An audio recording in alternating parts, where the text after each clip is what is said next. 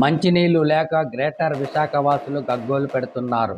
GVMC చరిత్రలో మంచినీటి సరఫరా నిలిచిపోవడం ఇదే మొదటిసారి.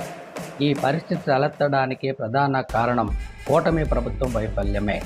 అవుట్ సోర్సింగ్ విధానంలో పనిచేస్తున్న కార్మికుల్లో 10 ఏళ్ల అనుభవం ఉంది. టెక్నికల్ విధులు నిర్వహిస్తున్న సుమారు 900 మందిని సెమీ స్కిల్ కేటగిరీలో చేర్చి ఆ మేరకు వేతనాలు ఇవ్వాలని కార్మిక సంఘాలు గత కొంతకాలంగా డిమాండ్ చేస్తున్న విషయం తెలిసిందే. అయితే కార్మికుల డిమాండ్ను పరిష్కరించడంలో ప్రభుత్వం పూర్తిగా వైఫల్యం చెందడంతో కార్మికులు సమ్మె పట్టాల్సి వచ్చింది. అప్పుడే ఈ ప్రభుత్వం ఈ సమస్యను పరిష్కరించి ఉంటే ఇప్పుడు ఈ పరిస్థితి వచ్చేది కాదు. ప్రజలు తాగునీటికి గగ్గోలు పెట్టేవారు కాదు. గతేడాది డిసెంబర్లో జీవీఎంసీ కౌన్సిల్ వేతనాల పెంపునకు ఆమోదం తెలపగా అధికారులు మే నెల నుంచి నెలకు 6,000 పెంచుతూ ఆప్కాన్ వెబ్సైట్లో పొందుపరిచారు. అయితే ఆచరణలో పాత వేతనాలే చెల్లించడంతో పాటు జూన్ నెల జీతాలు కూడా పాత పద్ధతిలోనే అప్లోడ్ చేయడంతో కార్మికుల్లో ఆగ్రహజ్వాలలు రగులుకున్నాయి.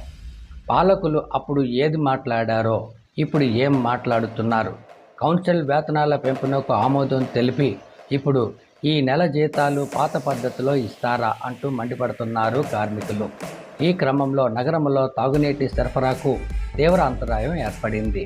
అయితే 2 రోజుల పాటు తాగునీటి రాకపోవడంతో ప్రజలు రోడ్డెక్కారు. ప్రభుత్వ వైఫల్యాన్ని ఎండగట్టడంతో నగరం మేయర్ పీల శ్రీనివాసరావు జోక్యం చేసుకుని కార్మికుల డిమాండ్ను పరిగణలోకి తీసుకొని వాళ్ళతో కూర్చొని చర్చించారు. చర్చలు సఫలం కాకపోయినా మేయర్ విజ్ఞప్తి మేరకు కార్మికులు విధుల్లో చేరి నీటిని సరఫరా చేసేందుకు ఒప్పుకున్నారు.